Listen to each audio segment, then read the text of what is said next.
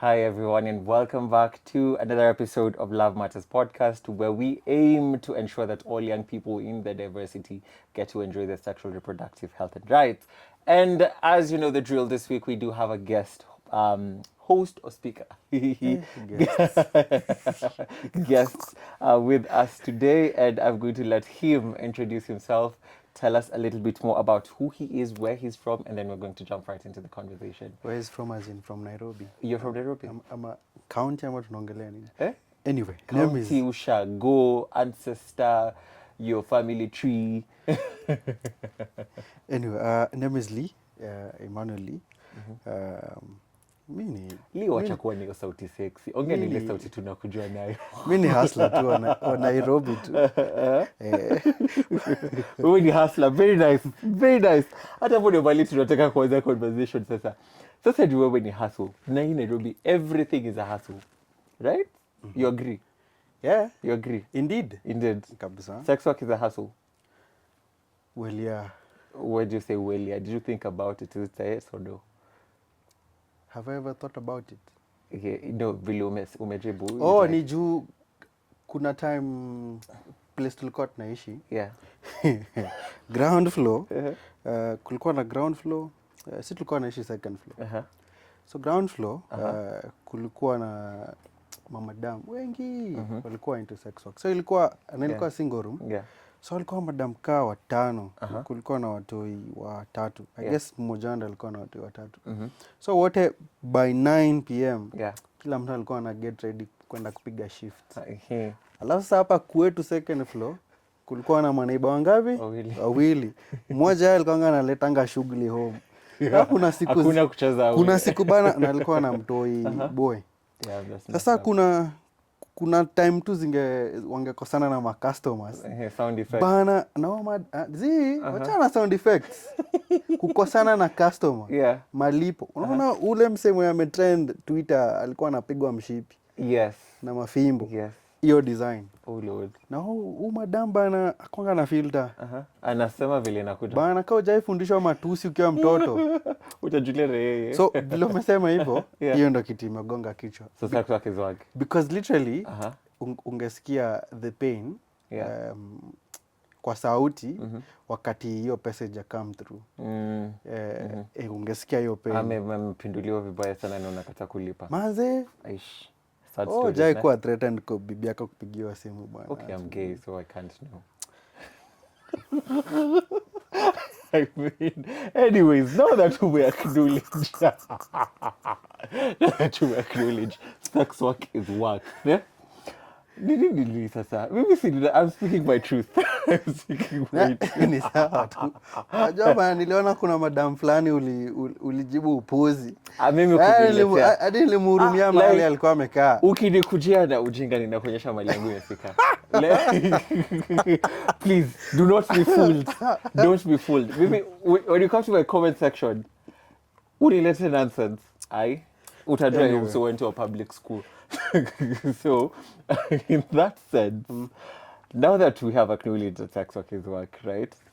Hii swali ninataka unijibu na feel vile unikao unajaribu kunibox ninakubox. What is the craziest thing you have done either for love, for money, or for sex? Where?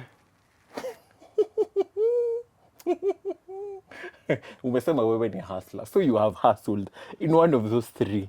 Yeah, but sasa unajua hustles zangu mimi ni kijana ya kanisa actually. Buda mi ulewa na crates za soda.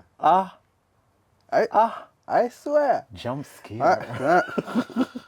Nikuhesabie juu immediately nilitoka shule. Sasa hata sijui kwa hapo kama kuna kitu crazy nimeifanya juu ya do. Because ni kujaribu tu kufind two passions at the end of the day. Kufind passions. Passions? Passions ni kama? Matunda? Like two places ni kama unaweza coexist for the longest. Because nakumbuka at some point, nilitoka nikakuwa mwalimu immediately. Wewe mwalimu? Manze ni girls school ama boys school? No. Ilikuwa primo. Girls school ama boys school? Ilikuwa primary. Primary ni mixed. Si zote? But nilipelekwa high school. high school ndio ilikuwa mixed. Sasa ulikuwa mwalimu primary, both primary and secondary? Because sasa ile shule nilikuwa nafunza ilikuwa from class 4 to 8. So ulikuwa unamaliza wasichana ninajua hiyo, lakini wewe si unajua tu how adolescents sometimes are. But lakini leo ukai mwalimu, wacha nikujudge. I fear 14 years in prison. I fear ni beans. Baya kwanza unajua maharagwe hata haikwangi maharagwe, ni maji tu. Na maharagwe. Lakini naogopa. I was just nilikuwa tu mwalimu. Mimi wacha nikujudge, imagine ukai mwalimu. Nimekujudge. That used to kwanza high school ilikuwa ina come a lot sana. Other than poor pay. Hiyo ilikuwa pia among the reasons niliamua. Otherwise ungekuwa mwalimu. Wacha niende. Ulikuwa unafundisha subjects gani? Bana primary nilikuwa nafundisha subjects zote. High school ilikuwa histo na English. Mimi ni msee wa humanities bana. Anyway, mimi nimekujudge lakini. Buda hapana. Ukai mwalimu. Wacha tu niseme tu. Unajua nanikumbusha madam fulani nilikuwa naenda kutafuta viti za hao. So nilishukia gari Mweki, sasa anajua Mweki. Nikatembea kutoka Mweki hadi Kasa. Nilikuwa naishi Santoni. Unajua kutoka hapo Mweki, sio utengeneza maviti. So the whole day nimepiga skimming kuangalia na pricing. So by the time narudi home, juu nilikuwa na njaa. Nilikuwa na maslippers. So njaa lazima tu kuinama tu. Nikaingia kwa hoteli fulani kako hapo mtaa. Nilikuwa naongea na madam. Nikamwambia mnauza pork hapa? Nikamwambia nipatie pork na sembe. Madam kwanza ka freeze. Akaniangalia alafu akaniangalisha Kizungu. Are you sure? Nikamwambia nini mbaya? No, you don't look like ugali.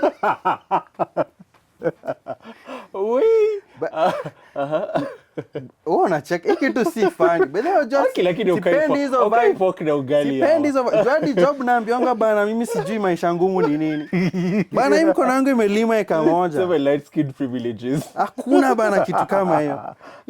Hii light skin unapigwa na anyway, story for another day. Lakini ngoja kidogo. Umelima. Nimekuwa mwalimu. Umekuwa mwalimu. Nimelima. Although ilikuwa forced labor. Kuna kulima mingi na prefer but si hiyo nilifanya. Unataka ile kulima ingine? Nikuwe mkulima. Wewe acha mambo yako. Nimefanya outside catering. Bana.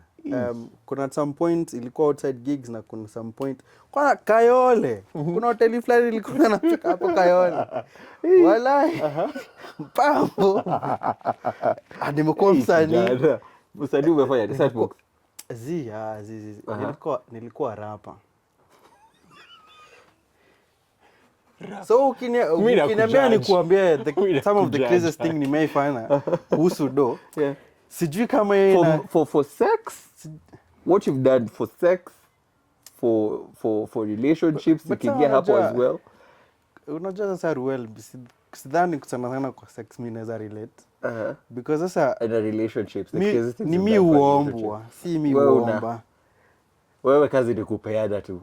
No, ni kudecide. Kama CDF unapeana tu. No, ni kudecide where to distribute this godly given resources. Very valuable. Because ule mtu anapatiwa hiyo ni kama inaitwaje? Ninakosa hiyo term. Tupatie nini ndio? Tupatie context. In a sex perspective, honestly hapo naye nakulet to down to raw safi. Because you've never done anything for sex. To get sex. To get sex, to receive sex, to anything in regards to sex. Okay, what's crazy, Ruel? Crazy is Uko na flashback. Okay, in my defense, I was young and I was broke. Ulianuliwa kwa balcony. Well, balcony sex is actually really nice. Exactly. It's actually really nice. That's so desperate. Most desperate thing I did in my defense, I was young I was dumb. And I was broke. Hakuna kitu kama young na I dumb. was young, dumb, and broke. Really. Mbona unaingiza broke? Was it for money? Yes, it was for money. It was for money. Yes, Ruel. What is crazy? He was married. And I was very, very young at that time. Ndo nilikuwa nimefukuzwa nyumbani. Yes, I was kicked out of home. So I was hustling in my own way. In my own way. Nando umenianzia na Maybe my dad watches these things. I can't go explicit, man. He will change how he looks at me. But hey, you're talking about you. Hey, ukihustle. No, Ugali na pork. Ruel inafaa kuwa banta. Hakuna vile mimi ndo naekea hata. Mimi si ninakuwa mconsiderate. I'm like, But anyway, honestly, crazy. Ndio sasa uniambia like crazy ni aje. Sidhani kama kuna kitu nimeifanya ndio nipate, man. Because sometimes the best I need to do is just smile. Confident. Sijui fortunately I'm unfortunately. Ninataka hiyo confidence. So unaona ile pati ya ugali na pork. Hapo ndio tuko It's sasa. very unreasonable. Hii side ingine ndio at least inafaa make sense. Inafaa make sense kidogo. But for sex time do because kuna at some points hadi nimefanya kazi ya kuhamisha wase. Na si moving ya yenye iko squeeze ya box unapack vitu kwa box. Unaingia kwa pick up. Yeah. Nimepigia mkokoteni kweli sidhani. But at least unaingia kwa hao nafungua bed ya msee. Unampakia vitu kwa gari. Mnaenda naye mahali anahamia, mnampakia na mna. So as in na hizo nilikuwa nafanya na nipate do ya credo. Because kuna kadem fulani tulikuwa tunamaliza texts.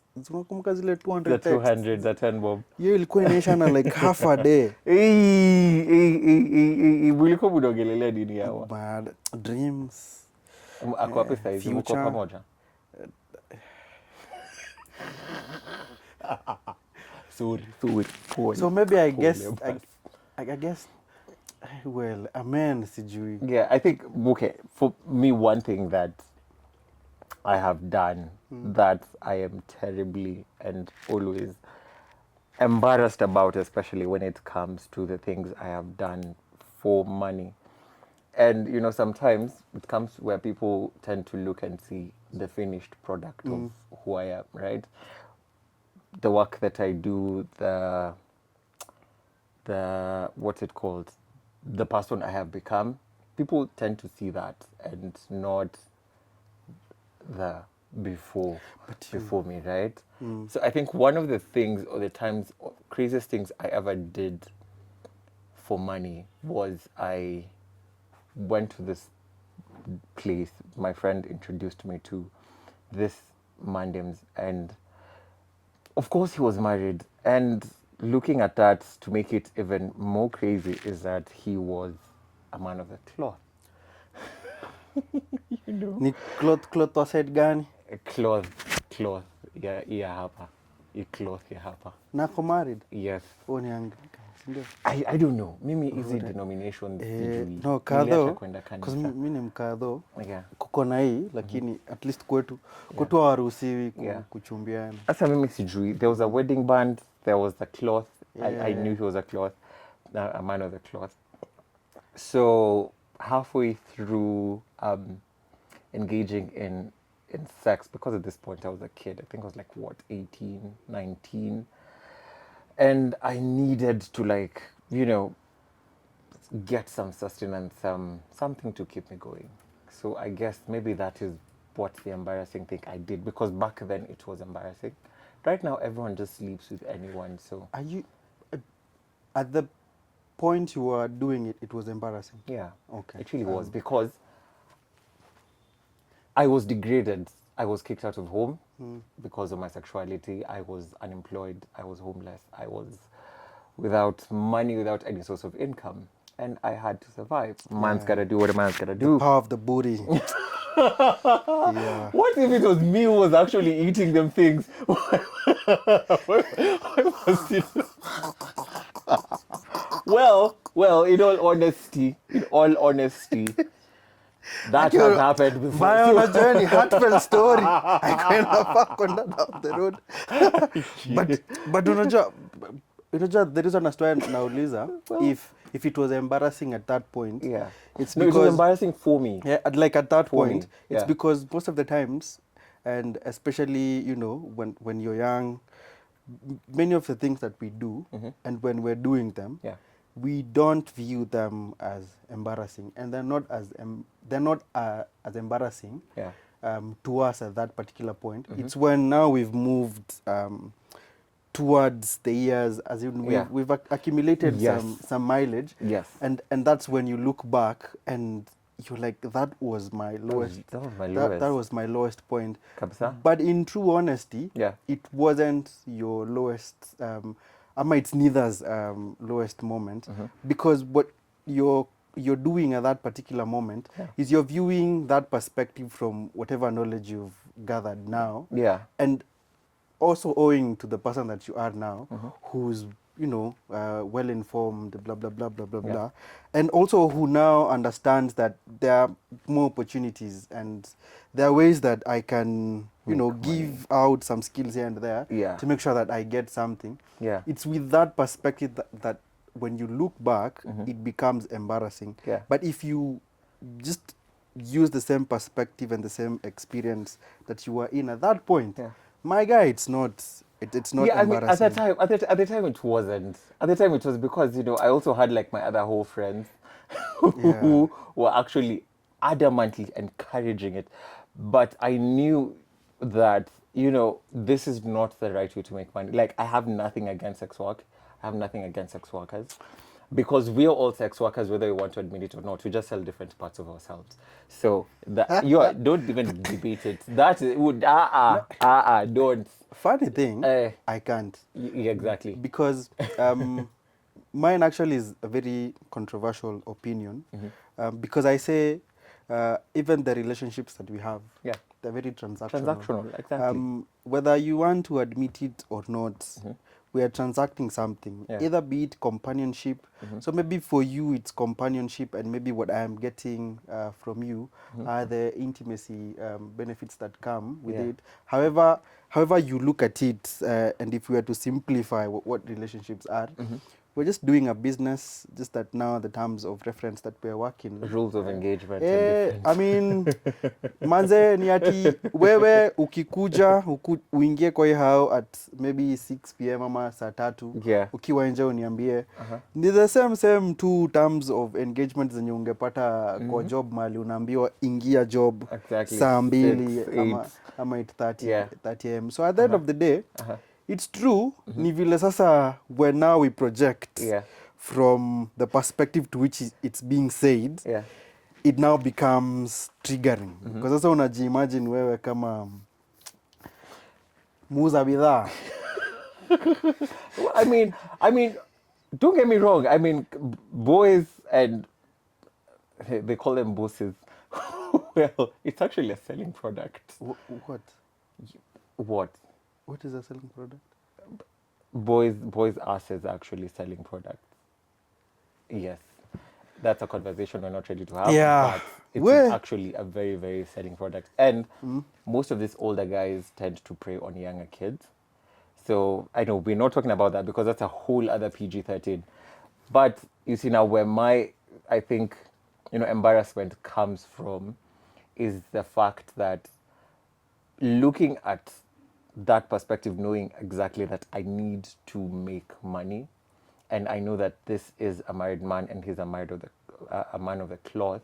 So just having that thought, like, I'm already coming in between a marriage, and I'm already coming between someone's, relationship with the spiritual being.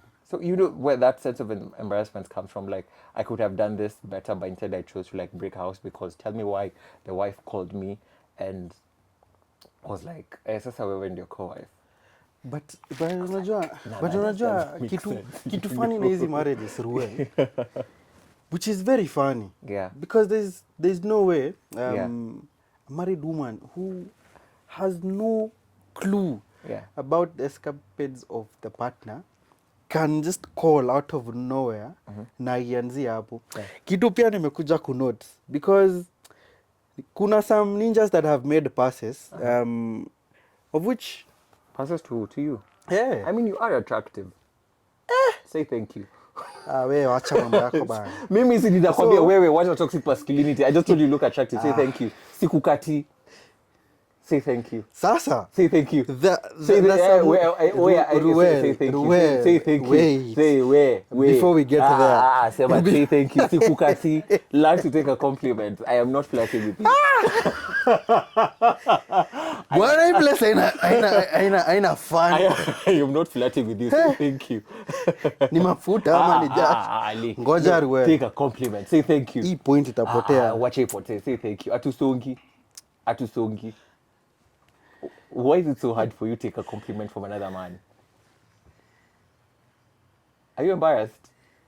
How is that embarrassing? Then say thank you. Umesema nini? You look attractive. Aweba. Hawezi nika kwa sport hivyo. Nilikuwa naongelea women and marriages. Exactly. And, but now guys making passes. Yes, at you. And I said, Ruela pana. Yes, and I said, you look attractive. And so say thank you.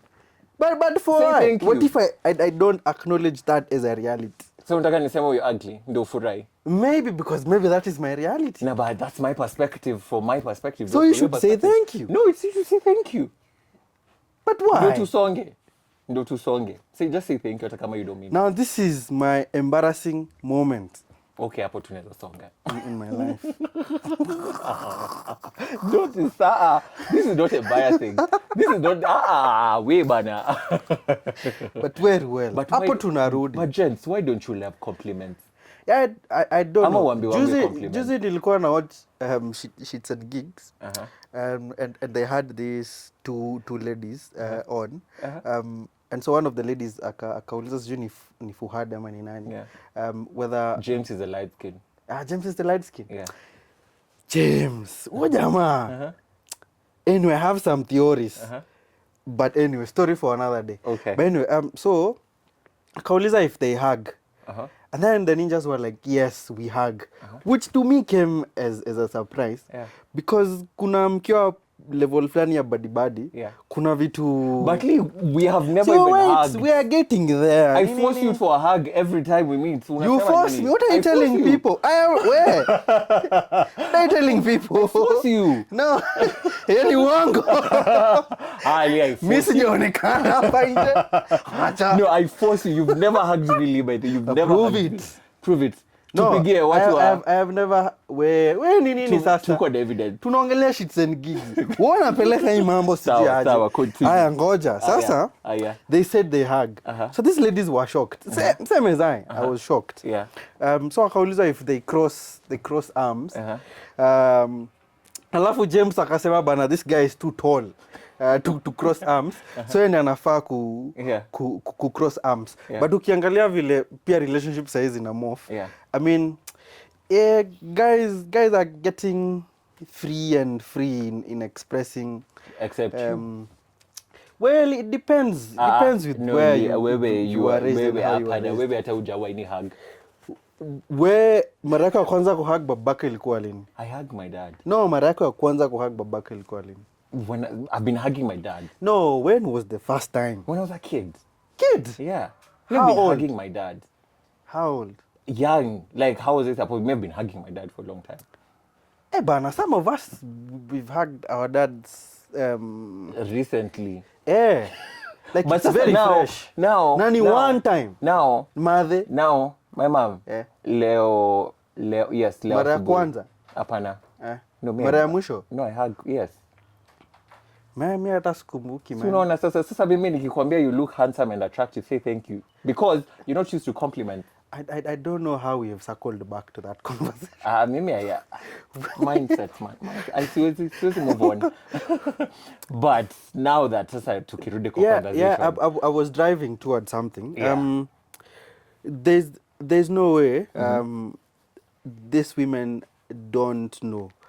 They know, and they choose to stick because pia at some point it's stigma on them if at some point it also comes out that my Hazi has been doing this, not unless sasa patikane hadharani ile yenye hizijitoa, because let me tell you, just that I can't mention names, but those who know, yeah, if you know, you know. Yeah, there's some dudes out here, to space yetu Ruel. Ala? Yeah. Walai. Yeah, and I don't know if I'll get backlash on this. But anyway, it is what it is. It is what it is. Mse ako na farm.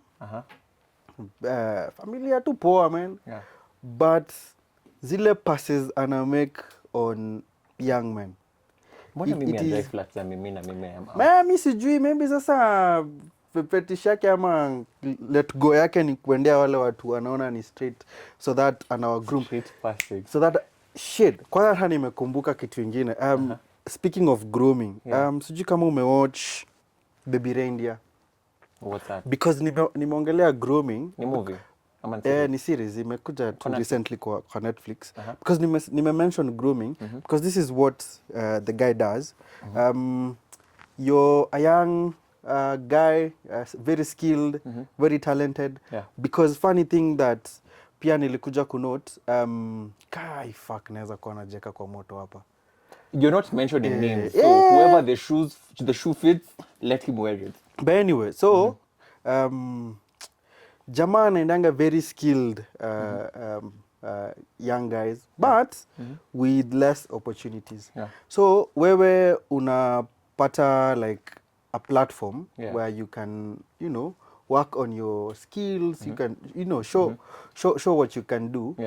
But at the end of it, at the bottom of it, while you're getting all these opportunities and blah blah, because from where you're from, hizi ni vitu zinaendanga tu people who have been in the space. Unajua tu watu wamekuwa kwa space, watu wanajulikana, ndio zinaendanga. So the moment unaanza kujipata kwa spaces, unaongelesha wase kama maybe director wa UNAIDS, because si kawaida tu unapatana tu na huku tu kwa kamjesha Thogoto na mnapiga story.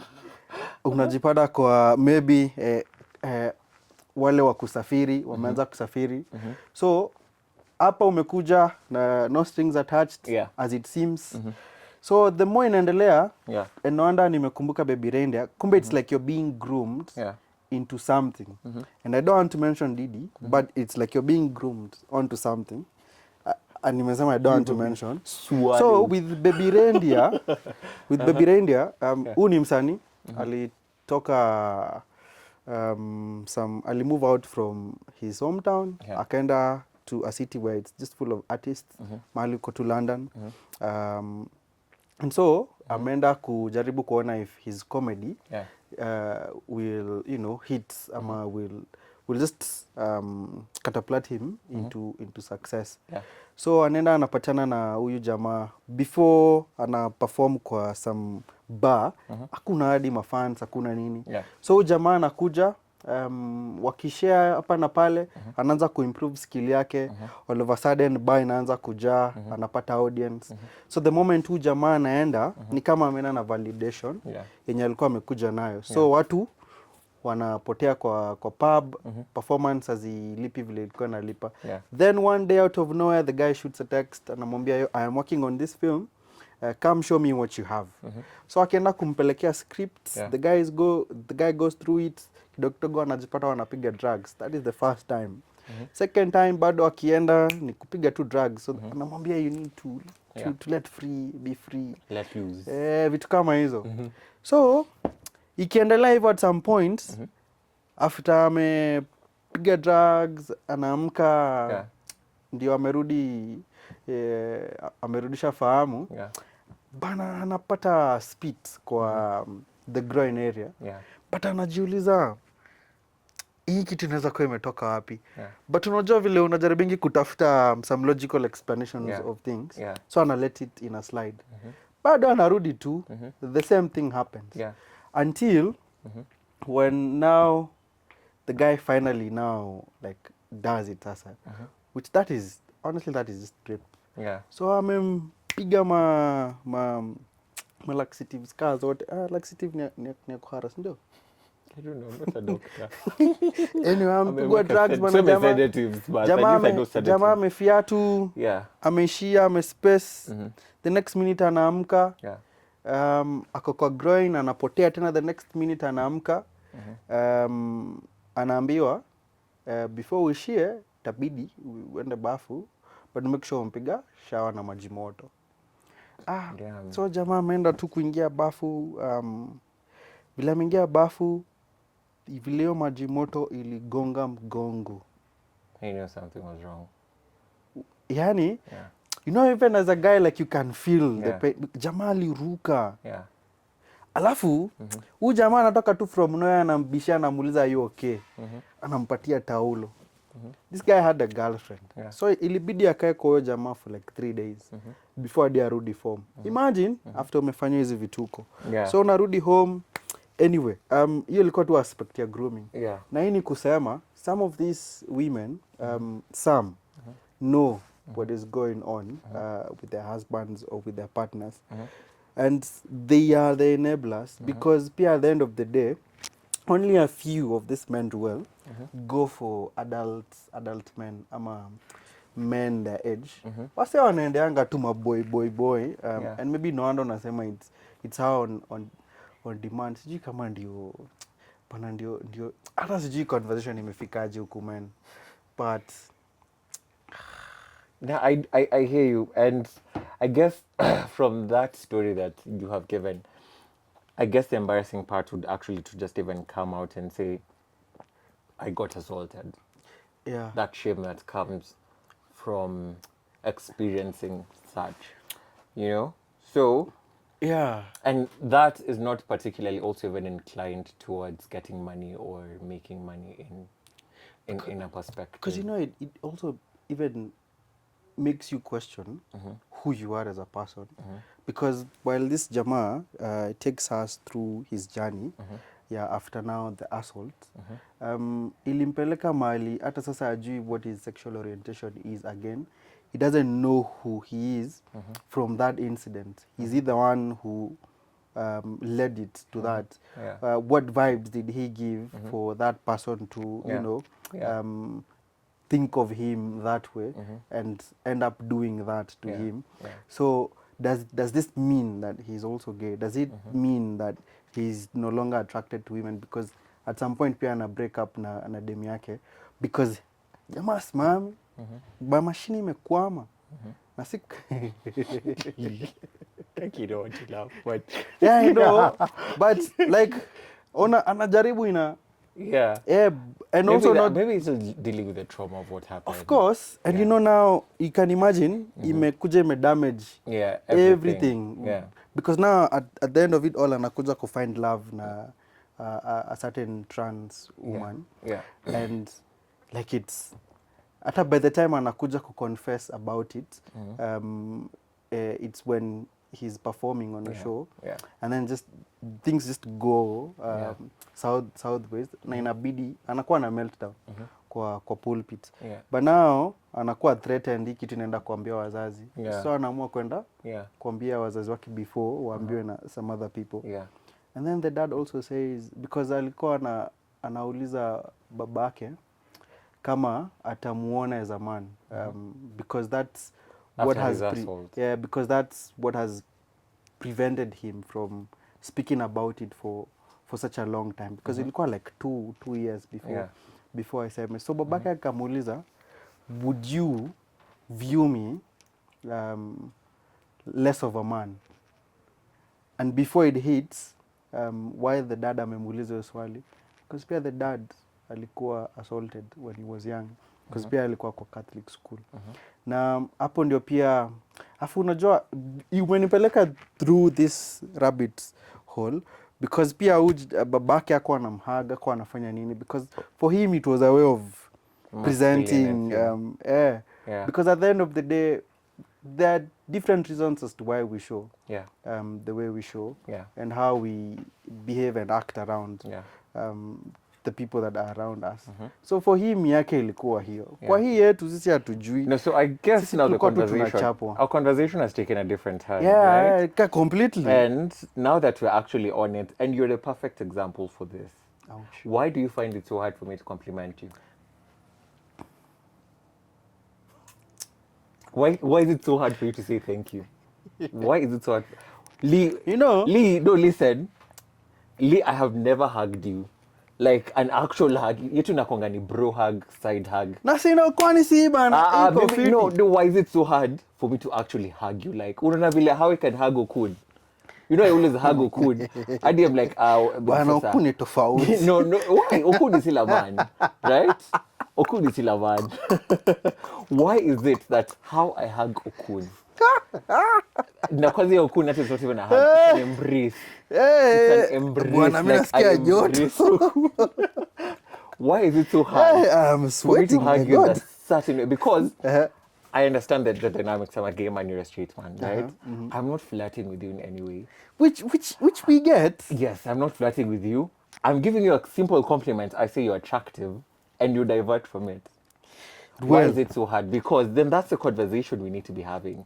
Why is it so hard for you, as a hetero man, finding it hard to hug a fellow man? Maybe if we coin it as to why men find it hard hugging other men, and not as. And I'm asking you, I don't know about other men. No. I don't have other men in here. I have you. We have many men in here. Where? Si wewe ni mwanaume. I'm asking you as Lee.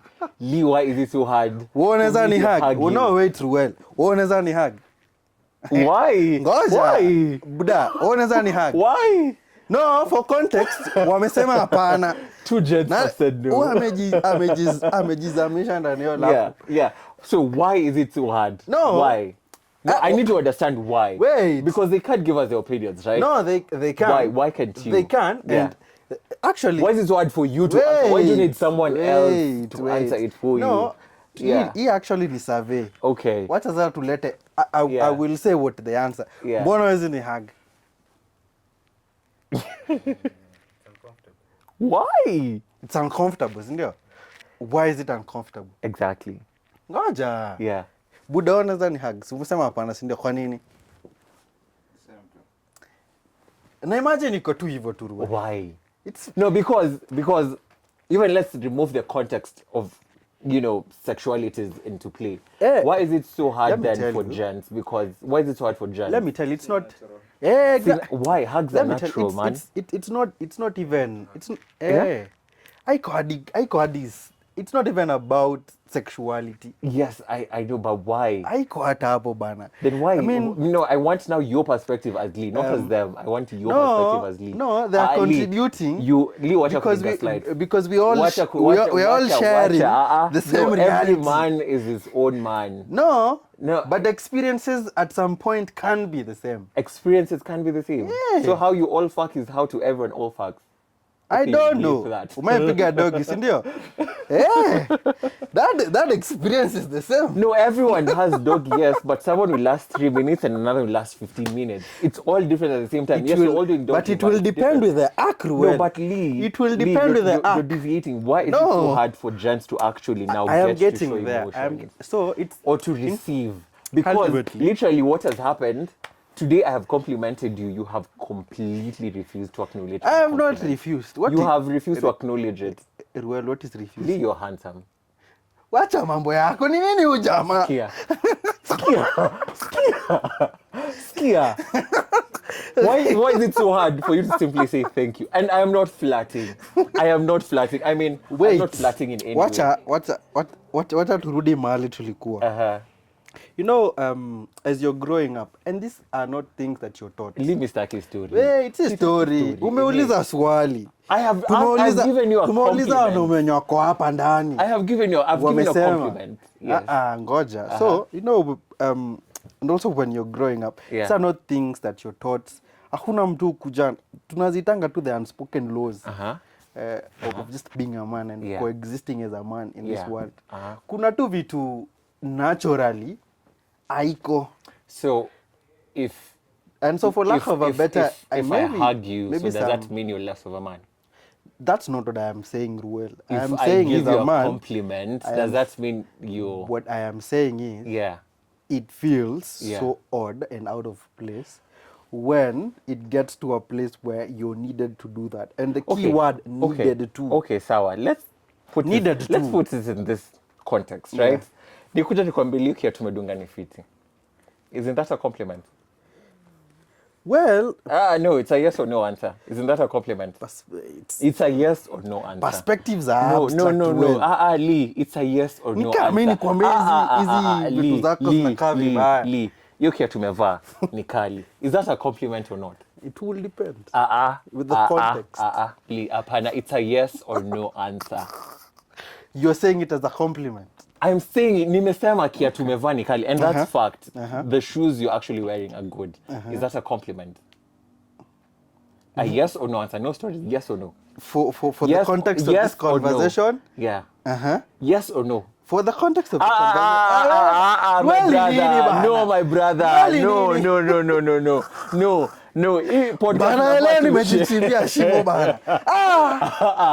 No. Yes or no? This shoe is nice. Yes or no? Yes or no? Yes or no answer? Yeah, no, I need an answer. Yes. Nikali, right? So if I say your shoes nice, and I say Lee, you're attractive, what's the difference? The shoe is an item. Kwani wewe ni? Am I an item? You're a person. Thank you. Hey. So how is me complimenting your shoe different from me saying you're attractive or handsome?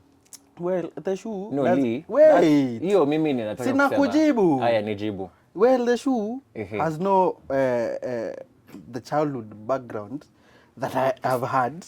Nah. Well, the shoe... I'm not accepting By the way, unajua... Lee, it's because you people are just afraid of accepting compliments because you don't get them enough. And because you actually have to sexualize everything, that if a man has to compliment you, you think it has to come from a sexual point of view. Let me tell you. So your biasness and your toxic masculinity now has to come into play and effectiveness when someone shares a compliment, which doesn't have to be that hard. It's just a simple answer where you say thank you and move on. No, let me tell you, whether female or male. Yeah. Unaangalia tu mtu kwa macho tu na inaishia hapo. It's because if we have to change the narrative, if we have already established that how things have been done in the past, some of them are very terrible. That's why we're dealing with generational trauma, we're dealing with childhood traumas, we're dealing with... So I have grown up, and this is not, I've grown up in a perspective where I never got complimented enough, that now it has to affect my self-esteem. So growing up and learning that that's something that's terrible, I choose to change it and change the system. Now I compliment others and I compliment myself, right? It's not even a matter of making me feel better. It's just a matter that, yes, something is attractive.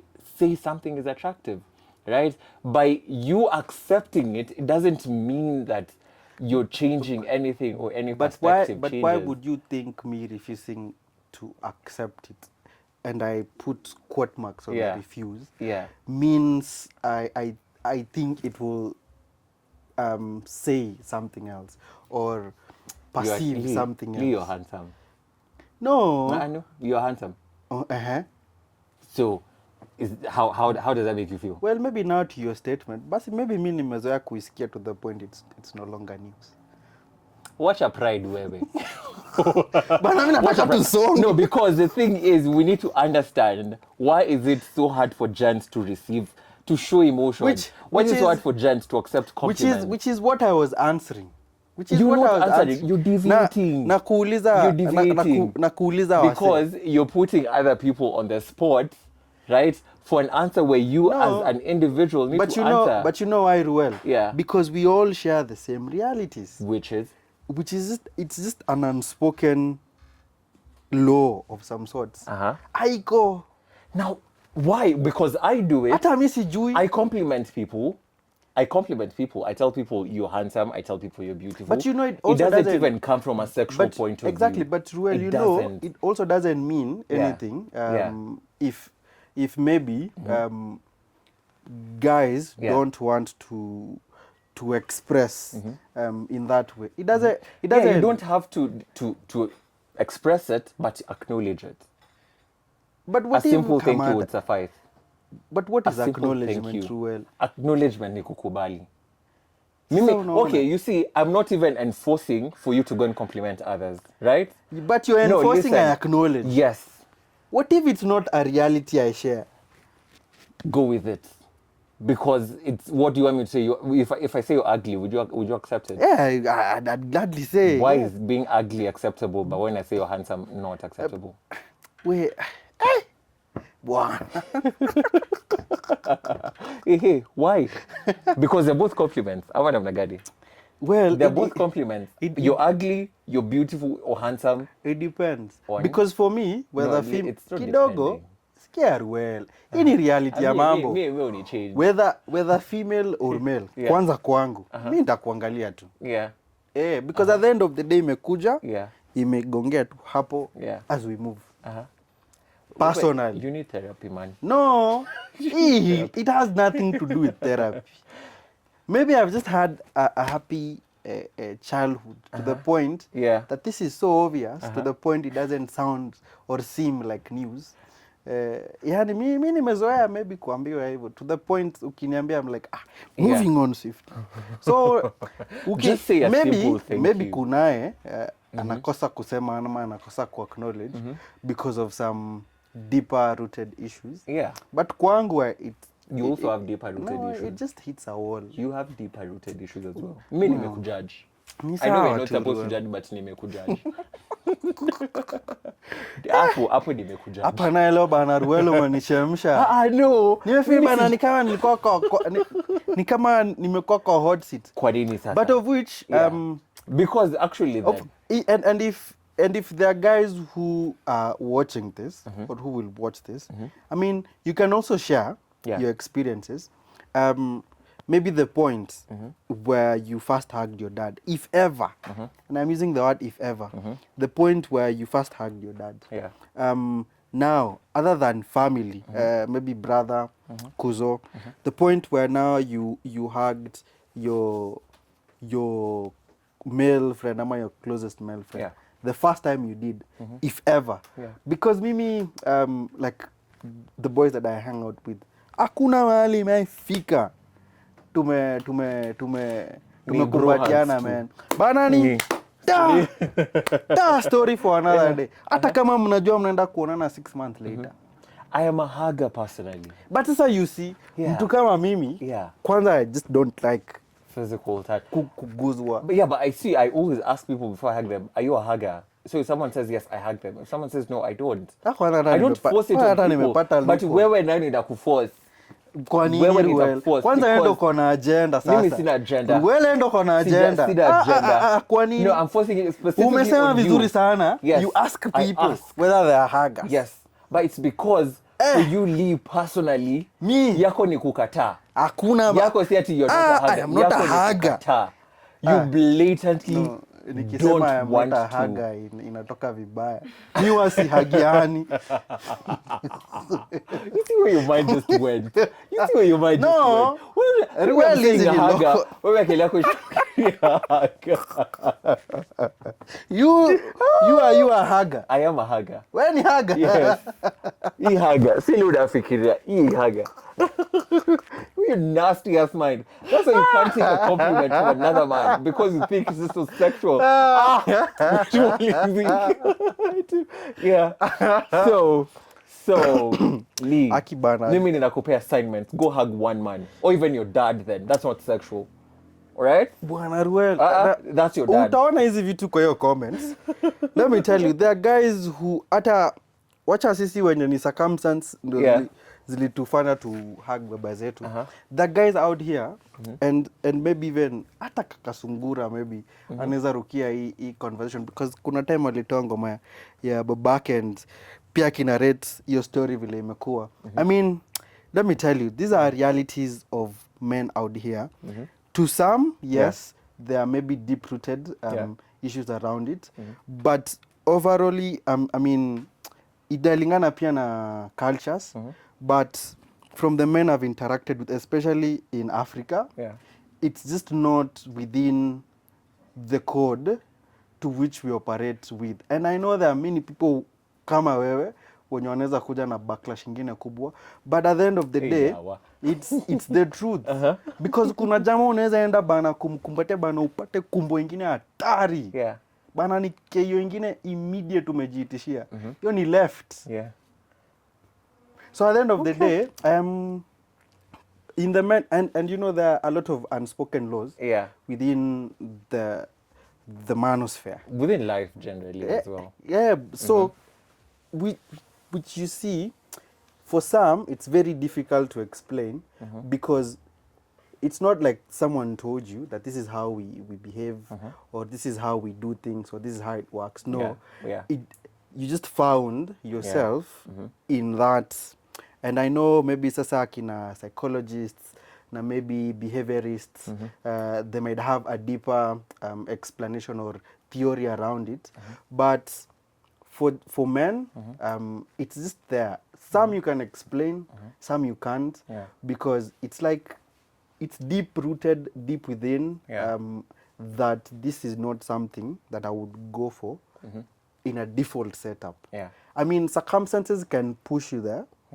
Like for instance with my dad, ujipate hapo. But sasa without motivating factors, you might end up spending your entire lifetime never doing, and you will never feel like you have missed out on something specifically on that. Not unless now, if there was a deep craving of you maybe having a relationship with your father, and you're more of the expressive side, then that is something that, you know, you ought to experience, at least when the time is there. Nasema hii because nimejijudge kidogo, nimekumbuka niliwatch Love is Blind. Kuna huyu jamaa Clay aki-explain because alipata madam fulani akufiti. Wow! Madam anaitwa AD.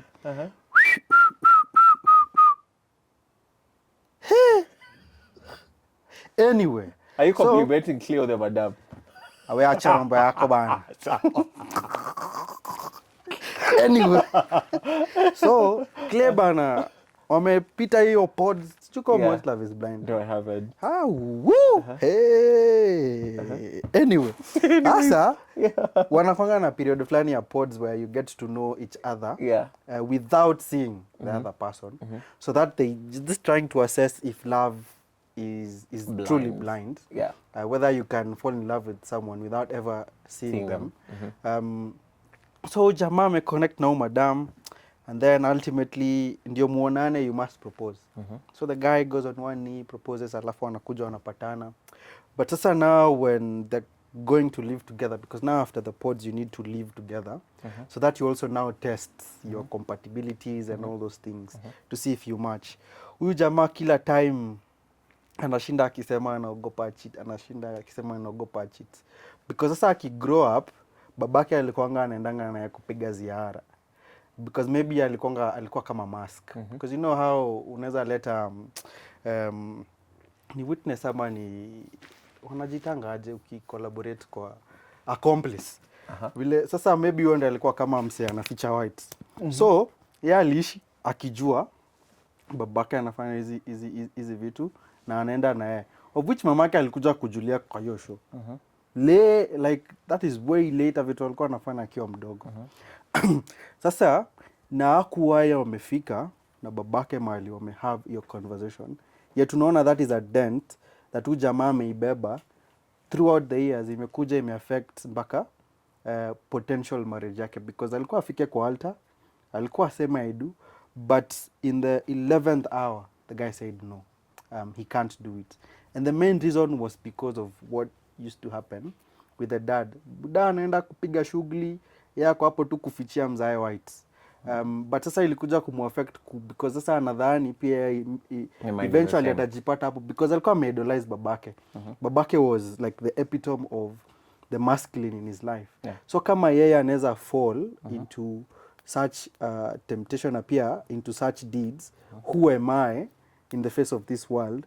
And in as much as I have this beautiful woman in front of me, who am I not to deviate through that? Nakumbuka tulibishana at some point tukienda kuongelea hiyo show, because tulikuwa naongea na yako anaiona from the perspective of a man, but yeye alikuwa anaiangalia from the lens of a woman, na iko ina make sense how that would affect the guy in a way that hawezi. So unaona huyu jamaa immediately hii imehappen, mamake anaambia husband, you need to talk with the boy and you need to make, you know, amends with each other. Now that is the first time that the dude and the dad waliai have a deep conversation na ikafika mahali to an embrace. So if also you're more inclined to express to your dad in that way, then your guy usijifunga, usijifiche, anaweza resist, but you need to push yourself towards that, because now you will feel like you missed out on something. For some of us, we will never feel like we missed out on anything, because as long as tu umegotea tu brother akofiti ako chonjo, sawa, yeye ameishia hapo. But we bana, kama unahitaji dadi bana, pigwa embrace yako, furahia. You know, my dad is a loving man. I will make it my challenge to actually hug you from today. I will make it a challenge. Unaitisha left. Nitaeka assault. Niko na lawyer. My ex is a lawyer. Nitampea pesa. Bana, hii inakuja na seasoning my ya. Ex is a lawyer. Inakuja na seasoning ya Okio Omtata. Kama that is homophobic attack. But sasa unaona kidogo. Acha nisijeke kwa hiyo mtego. Yeah. Yeah. Anyways, baya pole haijafika kwa embarrassing moment, but I hope I think this has taken a better time. Yeah, but I hope somewhere in there guys who would feel, and me, I'm speaking for the people who are close to you, akina brothers, akina maybe uncle mwenye amekulea, if this is something you think you should do, because ultimately when unajijuanga ndani, kama ni kitu unahitaji ama uhitaji,